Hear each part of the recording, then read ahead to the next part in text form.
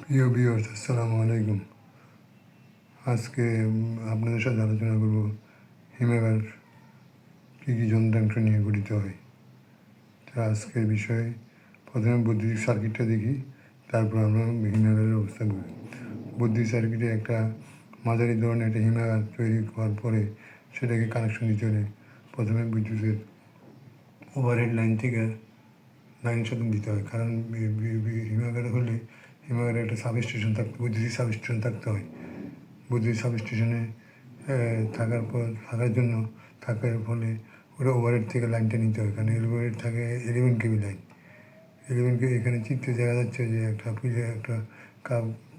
লোহার পিলার আছে, পিলারে overhead line আছে, লাইনটা এসে পিলারের সাথে সংযুক্ত হয়। সেই পিলার থেকে ড্রপ আউট ফিউজ আইসোলেটর আছে, ফিউজ আইসোলেটরের মাধ্যমে এখানে হিমাগারের নিচে একটা সাবস্টেশন থাকে, ছোট্ট একটা সাবস্টেশন হিমাগারের নিজস্ব। সেই সাবস্টেশনে যে ST high tension switch gear আছে, এসটি সুইচ গিয়ারে সেখানে কানেকশনটা দেওয়া হয়। এসটি সুইচ গিয়ারের সাথে 3টে ফেজ নিয়ে আসে, L1, L2, L3 যেখানে দেওয়া আছে। এটা 3টে লাইন থাকে, 11 কেবি লাইনটা এটা থাকে এসটি সুইচ গিয়ারে। এসটি সুইচ গিয়ার থেকে লাইনটা নিয়ে আসে হলো ট্রান্সফর্মারে। ট্রান্সফর্মারটা থাকে হলো ট্রান্সফর্মার ইনপুটে 11 কেবি ঢুকে।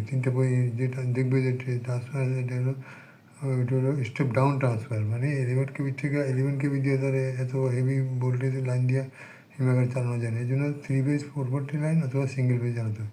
তো হিমাগারের সাধারণত 3 ফেজ লাইনে চলে। 3 ফেজ নিতে হলে এলটি ট্রান্সফর্মারে 11 কেবি লাইনটা ঢুকাতে হয়।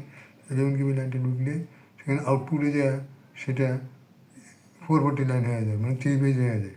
440 লাইন হয়ে গেলে সেখান থেকে লাইনটা চলে যায় হিমাগারের এলটি প্যানেল বোর্ডে, এলটি সুইচ গিয়ারে। এলটি সুইচ গিয়ারে কী কী থাকে সেটা আমি বিস্তারিত আলোচনা করবো।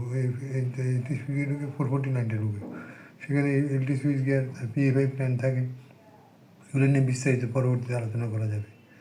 তারপরে সেখান থেকে আসে হলো ইয়েতে, এই যে পিএফআই প্ল্যান থেকে এখন এটা মেশিন রুমে যাবে। মেশিন রুমে যাওয়ার আগে কী হয় সেটা চলে যায় এখানে স্ট্যান্ড বাই একটা জেনারেটর রাখা হয়। স্ট্যান্ড বাই জেনারেটর থাকলে বিদ্যুৎ যখন থাকে না তখন স্ট্যান্ড বাই জেনারেটরে সেটা কাজ করে। তো তাহলে কী হচ্ছে, এখানে এলটি বোর্ড থেকে চলে আসতেছে যে হিমাগারের যে মেশিনারি যে প্ল্যান্টের যে চালনা করে সেটা কি প্যানেল বোর্ড বলেন বা সুইচ বোর্ড বলে, যেটাই বলেন, প্যানেল বোর্ডে আসে। প্যানেল বোর্ডে যখন আসে তখন সেটা প্যানেল বোর্ডে আসে হলো এলটি বোর্ড থেকে। এলটি বোর্ড থেকে সম্পূর্ণ 440 লাইনটা চলে আসে প্যানেল বোর্ডে। আবার প্যানেল বোর্ডে স্ট্যান্ড বাই জেনারেটরের লাইনটাও দিয়ে রাখে, যদি কোনো সময় কারেন্ট ফেলিউর হয় তখন জেনারেটর দিয়ে চালু করার জন্য। বুঝতে তো এই দুইটা সংযোগ থাকে একটা চেঞ্জ বা সুইচের মাধ্যমে, কারণ চেঞ্জ বা সুইচের মাধ্যমে যখন বিদ্যুৎ চালু হয় তখন ওই বিদ্যুতের মাধ্যমে চলে। আবার যখন বিদ্যুৎ ফেল করে তখন চেঞ্জ বা সুইচে বিদ্যুৎ লাইনটা অফ করে দিয়ে জেনারেটর লাইনের মাধ্যমে 440 লাইন সংযোগ দেওয়া হয়।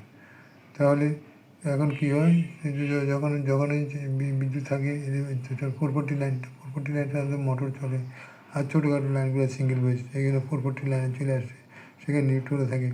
সেখানে সে সিঙ্গেল পেজে যেগুলো দরকার ছোটোখাটো মোটর, ফ্যান, এগুলো লাইটিং লোড যেগুলো আছে সেগুলো চালানো হয়। আর কম্প্রেসার মেশিন, ব্লোয়ার মেশিন, এগুলো 3 ফেজ যেগুলো লাইন সেগুলো 3 ফেজ লাইনে চালানো হয়। তারপরে চলে আসে ডাইরেক্ট প্যানেল বোর্ড থেকে এবার চলে যায় হিমাগারের মেশিনারিতে। হিমাগারের মেশিনারিতে কী হয়ে যায়, কী কী লাইন আছে এগুলো বিস্তারিত পরে আলোচনা করবো। আজকে হিমাগারে তো ছোট্ট একটা হিমাগার, এখানে 2টা রুম থাকে, হিমকক্ষ থাকে, হিমকক্ষ থেকে আবার থাকে হিমকক্ষ সহজে মাল ঢুকতে পারে না। পিকুলিং রুম আগে যে কোনো মালামাল ফ্রিজার করতে গেলে পিকুলিং রুমে যেতে হয়, পিকুলিং রুম থেকে সেইটাকে তারা এই নেওয়া হয়। তো পিকুলিং রুমে যায়, তো ঠিক আছে, আজকের মতো এখানে রাখি, কালকে আবার বিস্তারিত আলোচনা করবো।